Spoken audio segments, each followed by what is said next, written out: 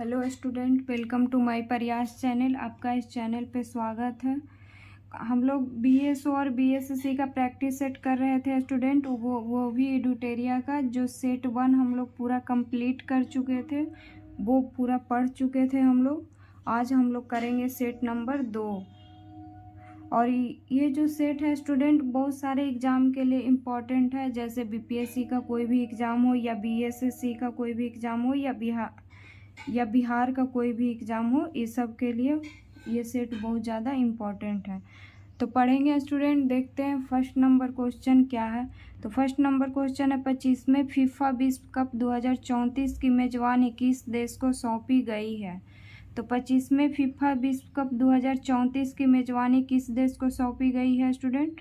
तो फीफा विश्व कप 2034 की मेजबानी करेगा सऊदी अरब। नेक्स्ट क्वेश्चन है स्टूडेंट, जनवरी 2025 में ऑस्ट्रेलियन ओपन एकल का खिताब किसने जीता है। तो जनवरी 2025 में पूछ रहा है स्टूडेंट ये क्वेश्चन कि 2025 में ऑस्ट्रेलियन ओपन एकल का खिताब किसने जीता है। तो ये जीता है जैनिक सिनर ने। ये किसने जीता है स्टूडेंट। तो जैनिक सिनर ने जीता है।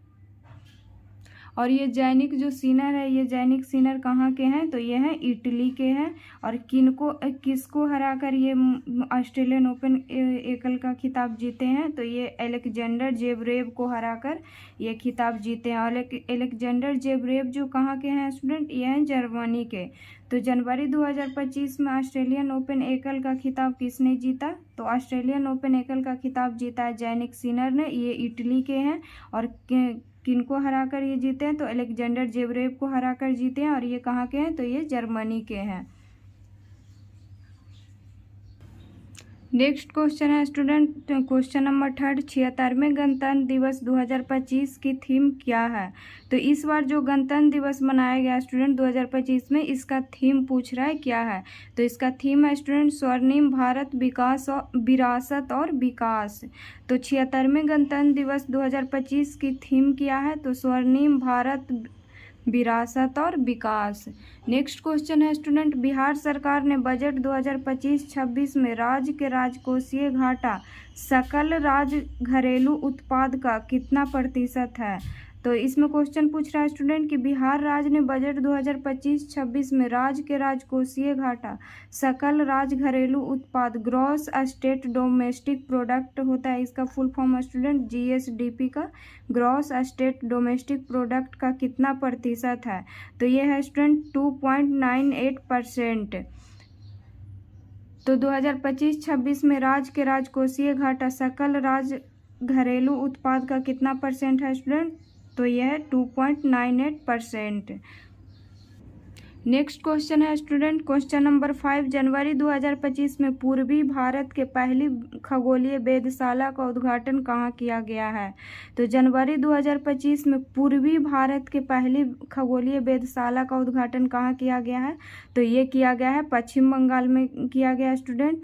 और ये भारत का केम्मा जो है खगोलीय वेधशाला है, तो ये 6ठा खगोलीय वेधशाला है देश का। तो पूर्वी भारत की पहली खगोलीय वेधशाला का उद्घाटन कहाँ किया गया है। तो ये किया गया है पश्चिम बंगाल में। और ये देश का केम्मा खगोलीय वेधशाला है, तो ये 6ठा खगोलीय वेधशाला है स्टूडेंट। नेक्स्ट क्वेश्चन है स्टूडेंट, क्वेश्चन नंबर 6, प्रधानमंत्री नरेंद्र मोदी को किस देश ने अपने सर्वोच्च नागरिक सम्मान द ऑर्डर ऑफ मुबारक अल कबीर से दिसंबर 2024 में सम्मानित किया गया है। तो प्रधानमंत्री नरेंद्र मोदी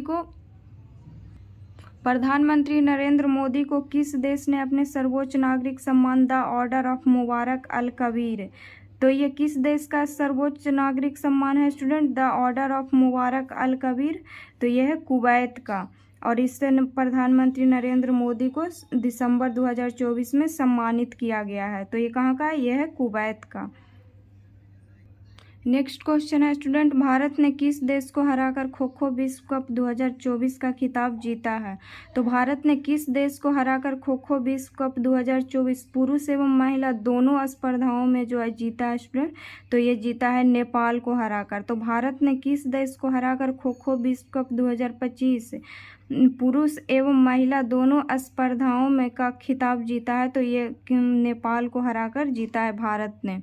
नेक्स्ट क्वेश्चन है स्टूडेंट, भार्गव शास्त्र माइक्रो मिसाइल सिस्टम किसके द्वारा विकसित किया गया है? तो भार्गव शास्त्र माइक्रो मिसाइल सिस्टम जो है किसके द्वारा विकसित किया गया है? तो ये किया गया इकोनॉमिक एक्सप्लोसिव लिमिटेड के द्वारा विकसित किया गया है। तो भार्गव शास्त्र माइक्रो मिसाइल सिस्टम किसके द्वारा विकसित किया गया है स्टूडेंट? तो ये किया गया इकोनॉमिक एक्सप्लोसिव लिमिटेड के द्वारा ये विकसित किया गया है। नेक्स्ट क्वेश्चन है स्टूडेंट, क्वेश्चन नंबर 9, हाल ही में भारतीय अंतरिक्ष अनुसंधान संगठन इसरो का नया अध्यक्ष किसे नियुक्त किया गया है? तो इसरो का जो है नया अध्यक्ष किसे नियुक्त किया गया है? तो ये किया गया है डॉक्टर वी नारायणन को किया गया है।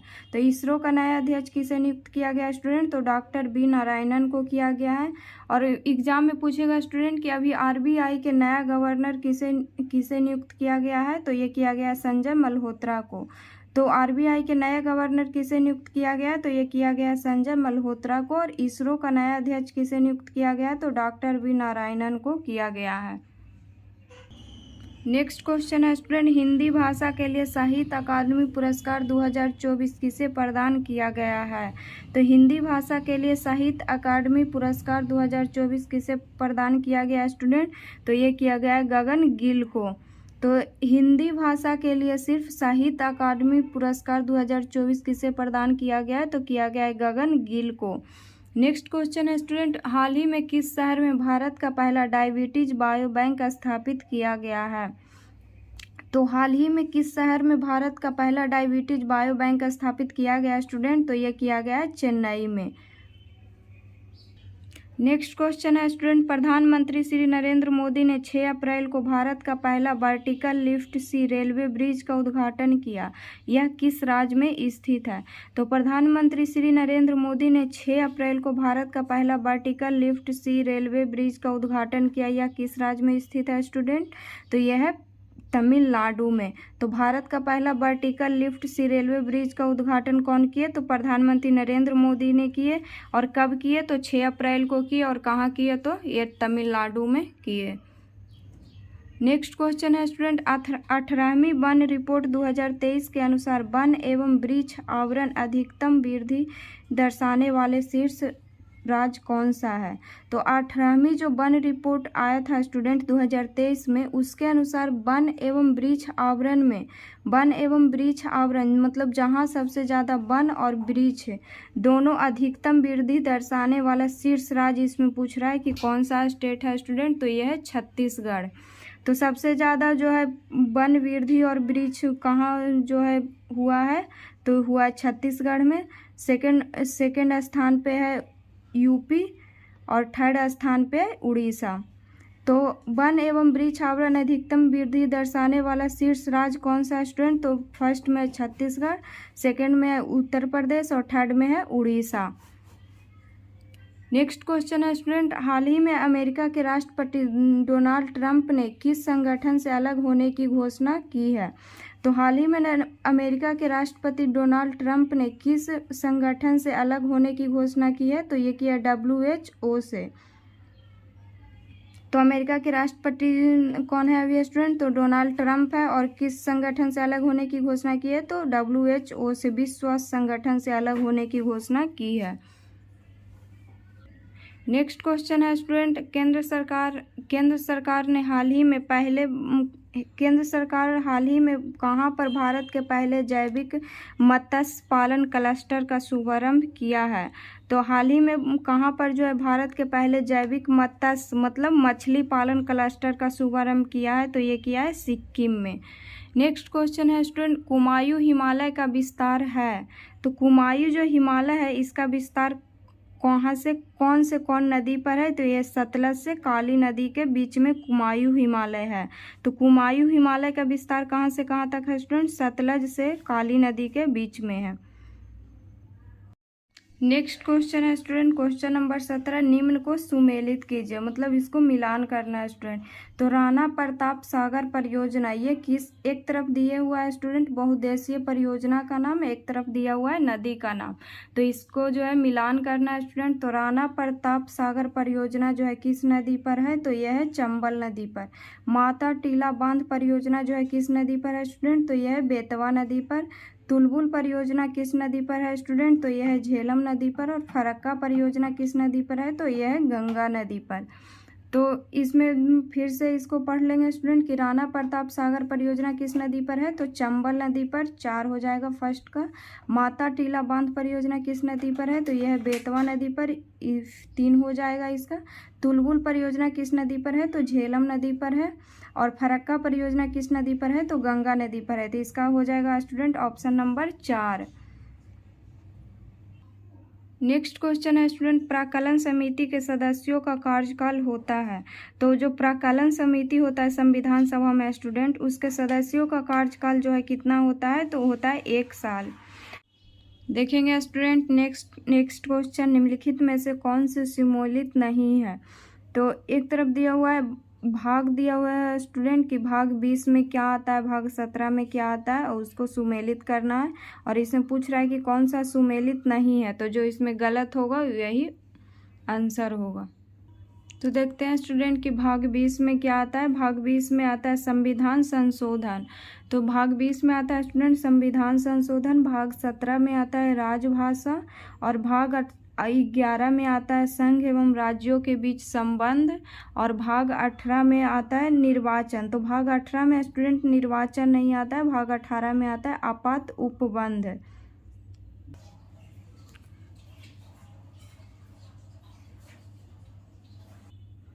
तो इसमें एक बार इसको फिर से पढ़ लेंगे स्टूडेंट कि भाग 20 में आता है संविधान संशोधन, भाग 17 में आता है राजभाषा, भाग 11 में आता है संघ एवं राज्यों के बीच संबंध, और भाग 18 में आता है आपात उपबंध। निर्वाचन नहीं आता है स्टूडेंट। तो इसमें पूछ रहा है कौन सा सुमेलित नहीं है, तो इसमें ऑप्शन नंबर हो जाएगा डी। नेक्स्ट क्वेश्चन है स्टूडेंट कि निम्नलिखित में से किस अधिनियम ने भारतीयों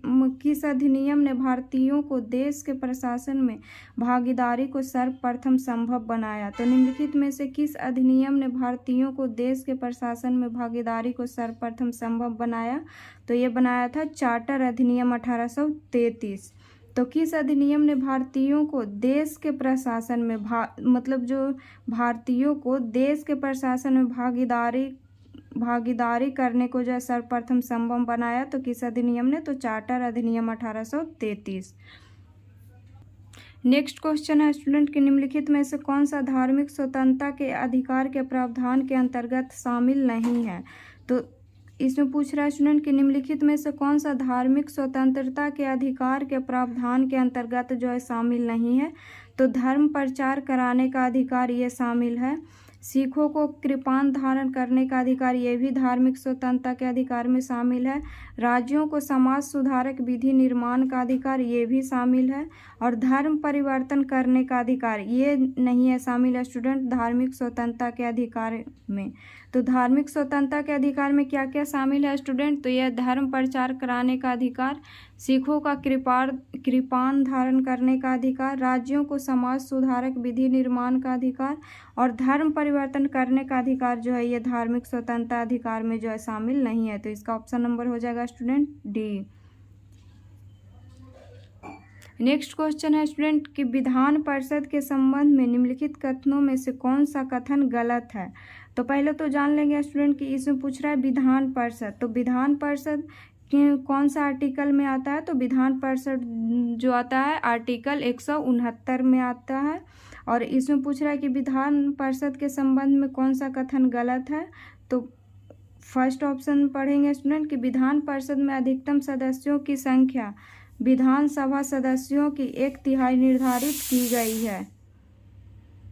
तो फर्स्ट ऑप्शन था स्टूडेंट कि विधान परिषद में अधिकतम सदस्यों की संख्या विधानसभा के सदस्यों की 1/3 निर्धारित की गई है। तो हाँ, ये सही है स्टूडेंट। विधान परिषद में न्यूनतम सदस्यों की संख्या 60 निश्चित की गई है। तो नहीं, तो विधान परिषद में न्यूनतम जो सदस्यों की संख्या होती है वो 40 निश्चित की गई है, ना कि 60। इसके सदस्य बनने हेतु न्यूनतम आयु 30 वर्ष होनी चाहिए। तो हाँ, इसके सदस्य बनने के लिए जो है न्यूनतम आयु 30 वर्ष होनी चाहिए। तो इसमें पूछ रहा है स्टूडेंट कि कौन सा कथन गलत है। तो ऑप्शन नंबर बी हो जाएगा। विधान परिषद में न्यूनतम सदस्यों की संख्या 60 नहीं 40 निश्चित की गई है। और मैं पूछ लेगा स्टूडेंट एग्जाम में कि विधान परिषद कौन सा अनुच्छेद में आता है, तो आर्टिकल 169 में आता है। नेक्स्ट क्वेश्चन है स्टूडेंट कि निम्न में से कौन सा वैज्ञानिक प्लेट विवर्तनिक अवधारणा से संबंधित नहीं था। तो इसमें पूछ रहा है स्टूडेंट क्वेश्चन कि कौन सा वैज्ञानिक प्लेट विवर्तनिक अवधारणा से संबंधित नहीं था। तो मैकेंजी ये थे, पार्कर भी थे, मॉर्गन भी थे, वेगनर जो है नहीं थे। प्लेट विवर्तनिक अवधारणा से संबंधित वेगनर जो है नहीं थे। तो इसका ऑप्शन नंबर हो जाएगा स्टूडेंट डी। नेक्स्ट क्वेश्चन है स्टूडेंट कि निम्न में से कौन सुमोलित नहीं है। इसमें नहर दिया गया है और पूछा गया है कि कौन से सागर के बीच में है। तो पहला है स्टूडेंट पनामा नहर। तो पनामा नहर दिया है अरल सागर एवं प्रशांत महासागर के बीच है। तो पनामा नहर स्टूडेंट अरल सागर नहीं, कैरेबियन सागर एवं प्रशांत महासागर के मध्य है। और स्वेज नहर लाल सागर एवं अरब सागर। तो स्वेज नहर जो है लाल सागर एवं अरब सागर के बीच स्थित नहीं है। स्वेज नहर जो है लाल सागर एवं भूमध्य सागर के बीच स्थित है। और कील नहर जो है स्टूडेंट बाल्टिक सागर एवं उत्तरी सागर के बीच स्थित है। तो इसको एक बार फिर से पढ़ लेंगे स्टूडेंट कि पनामा नहर किसके बीच स्थित है। तो कैरेबियन सागर एवं प्रशांत महासागर के बीच स्थित है। स्वेज नहर लाल सागर एवं भूमध्य सागर के बीच स्थित है। और कील नहर जो है बाल्टिक सागर एवं उत्तरी सागर के बीच स्थित है। तो इसमें पूछ रहा है स्टूडेंट कि कौन सा सुमोलित नहीं है। तो ऑप्शन नंबर 1 और 2। तो 1 और 2 दिया ऑप्शन नंबर बी में। तो इसका हो जाएगा option number B. Next question है स्टूडेंट क्वेश्चन नंबर 25। भारत में अविश्वास प्रस्ताव के संबंध में निम्नलिखित कथनों पर विचार कीजिए। भारत में अविश्वास जो प्रस्ताव होता है उसके संदर्भ में निम्नलिखित कथनों पर विचार करने के लिए बोल रहा है स्टूडेंट। तो भारतीय संविधान में कहीं भी अविश्वास प्रस्ताव का उल्लेख नहीं किया गया है। तो ये जो है सही है स्टूडेंट कि भारतीय संविधान में कहीं भी अविश्वास प्रस्ताव का उल्लेख नहीं किया गया है। सेकंड ऑप्शन है स्टूडेंट कि अविश्वास प्रस्ताव केवल लोकसभा में ही पुनः स्थापित किया जा सकता है। तो हाँ, अविश्वास प्रस्ताव जो होता है केवल लोकसभा में ही पुनः स्थापित किया जा सकता है। और अविश्वास प्रस्ताव लाने हेतु न्यूनतम 50 सदस्यों का समर्थन आवश्यक है। तो हाँ स्टूडेंट, अविश्वास प्रस्ताव जो है लाने के लिए न्यूनतम 50 सदस्यों का समर्थन जो है आवश्यक है। तो इसमें पूछ रहा है स्टूडेंट कि उपयुक्त में से सही कथनों का विचार कीजिए। तो इसका हो जाएगा 1, 2 और 3। ऑप्शन नंबर हो जाएगा डी। नेक्स्ट क्वेश्चन है स्टूडेंट निम्नलिखित में से किस क्षेत्र में प्रवाल भीति नहीं पाई जाती है। तो निम्नलिखित में से किस क्षेत्र में प्रवाल भीति नहीं पाई जाती है। तो कच्छ की खाड़ी में तो प्रवाल भीति पाई जाती है। लक्षद्वीप और मिनिकॉय द्वीप में भी प्रवाल भीति पाई जाती है। कैम्बे की खाड़ी में जो है स्टूडेंट प्रवाल भीति नहीं पाई जाती है। और मन्नार की खाड़ी में प्रवाल भीति भी पाई जाती है। तो इसका हो जाएगा ऑप्शन नंबर सी।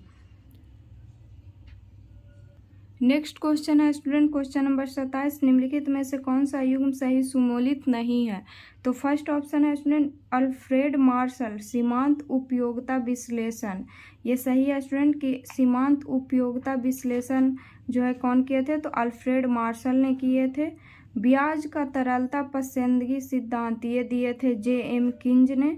और अधिशेष मूल सिद्धांत ये दिए थे कार्ल मार्क्स ने। और तो ये भी सही है स्टूडेंट। और अमर्त्य सेन निर्धनता का दुष्चक्र सिद्धांत, ये जो है अमर्त्य सेन जो है निर्धनता का दुष्चक्र सिद्धांत नहीं दिए थे। तो इसमें पूछ रहा है स्टूडेंट कि कौन सा युग्म सही सुमोलित नहीं है। तो ऑप्शन नंबर हो जाएगा डी। इसको एक बार फिर से पढ़ लेंगे स्टूडेंट काहे कि ये इकोनॉमिक्स का क्वेश्चन है और ये क्वेश्चन जो है इम्पोर्टेंट है। तो सीमांत उपयोगिता विश्लेषण कौन दिए थे? तो अल्फ्रेड मार्शल दिए थे। ब्याज का तरलता पसंदगी सिद्धांत कौन दिए थे? तो जेम किंज दिए थे। और अधिशेष मूल सिद्धांत कौन दिए थे? तो कार्ल मार्क्स दिए थे। नेक्स्ट क्वेश्चन है स्टूडेंट की सूची 1 को सूची 2 से मिलान कीजिए। और एक तरफ दिया हुआ है स्टूडेंट सूची 1 में तेल शोधकशाला और एक तरफ दिया हुआ है सूची 2 में राज्य की तेल शोधकशाला किस राज्य में है? तो बरौनी किस राज्य में है स्टूडेंट? तो यह है बिहार में। बोगाईगांव ये किस राज्य में है स्टूडेंट? तो यह है असम में। बीना किस राज्य में है? तो ये मध्य प्रदेश में है। और कोयली किस राज्य में है? तो ये गुजरात में है। तो तेल शोधकशाला जो है बरौनी कहाँ है स्टूडेंट? तो बरौनी है बिहार में। बोगाईगांव कहाँ है स्टूडेंट? तो बोगाईगांव जो है ये है असम में। और बीना कहाँ है? तो बीना है मध्य प्रदेश में। और कोयली तेल शोधकशाला कहाँ है? तो यह है गुजरात में। तो इसका ऑप्शन नंबर हो जाएगा डी 2 1 4 3। नेक्स्ट क्वेश्चन है स्टूडेंट की सूची 1 से सूची 2 को मिलान कीजिए। तो फर्स्ट नंबर में है कि लौह अस्यक खान ये कहाँ है? तो लौह अस्यक जो खान है ये है नौमुंडी में। तांबे की खान कहाँ है? तो यह है बालाघाट में। बॉक्साइट की खान कहाँ है? तो यह है अमरकंटक पठार। और अवरक की खान कहाँ है स्टूडेंट? तो यह है नेल्लौर। तो लौह अस्यक जो खान है ये कहाँ है? तो लौह अस्यक जो खान है ये है नौमुंडी में। तांबे की खान कहाँ है? तो बालाघाट में है। बॉक्साइट की खान कहाँ है? तो अमरकंटक पठार में है। और अवरक की खान कहाँ है? तो नेल्लौर में है। तो इसका ऑप्शन नंबर हो जाएगा सी स्टूडेंट 3 1 2 4। नेक्स्ट क्वेश्चन है स्टूडेंट कि जब जनसंख्या घनत्व का विश्लेषण निवल खेती योग्य क्षेत्र के माध्यम से गणना करके किया जाता है तो उस माप को क्या कहा जाता है? तो जब जनसंख्या घनत्व का विश्लेषण निवल खेती योग्य क्षेत्र के माध्यम से गणना करके किया जाता है तो उस माप को क्या कहा जाता है स्टूडेंट? तो उस माप को कहा जाता है कायिक घनत्व। तो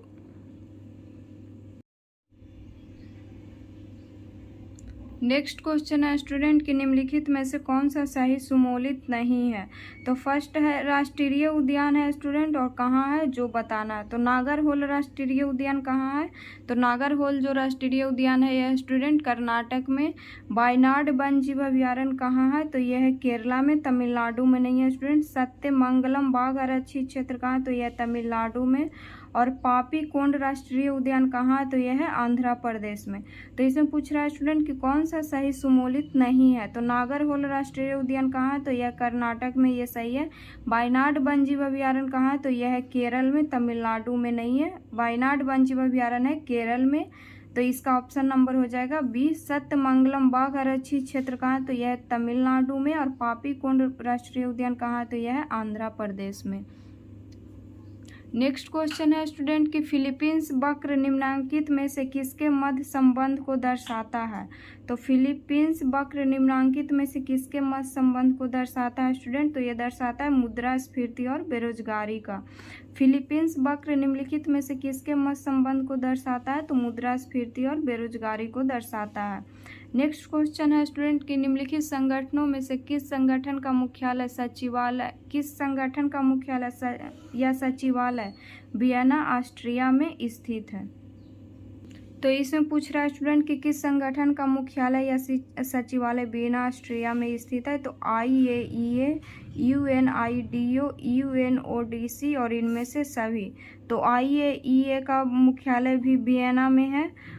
और UNIDO का मुख्यालय भी वियना ऑस्ट्रिया में है। और UNODC का मुख्यालय भी वियना ऑस्ट्रिया में है। तो इनमें से हो जाएगा सभी।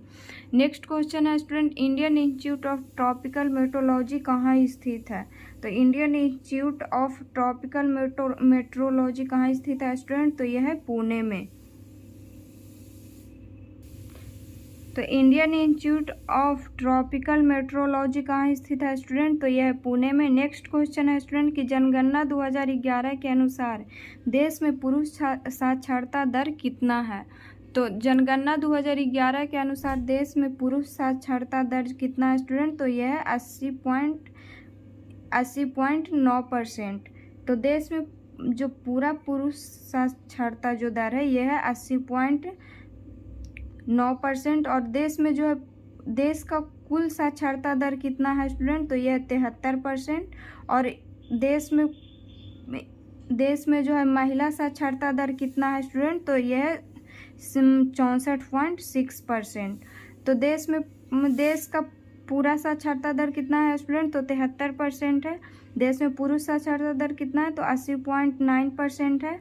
और देश में महिला साक्षरता दर कितना है, तो 64.6% है। नेक्स्ट क्वेश्चन है स्टूडेंट कि स्टैंड अप इंडिया का पहल का प्राथमिक उद्देश्य क्या है।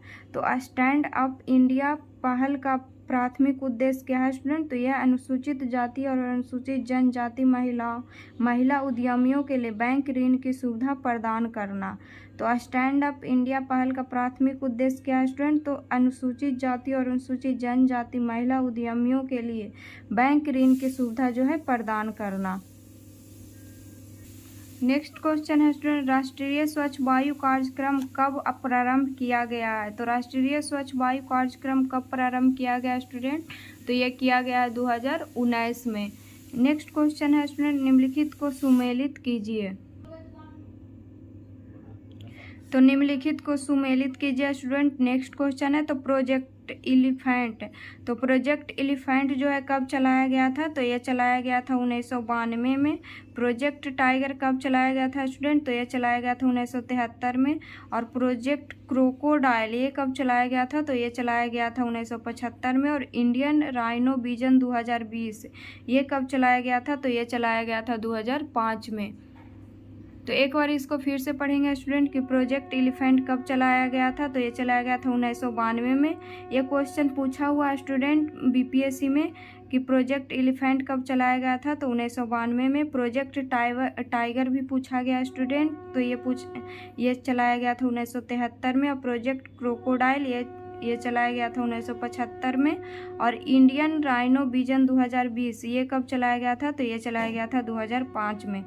और इसमें से प्रोजेक्ट एलिफेंट और प्रोजेक्ट टाइगर जो है पूछा हुआ है बीपीएससी के एग्जाम में।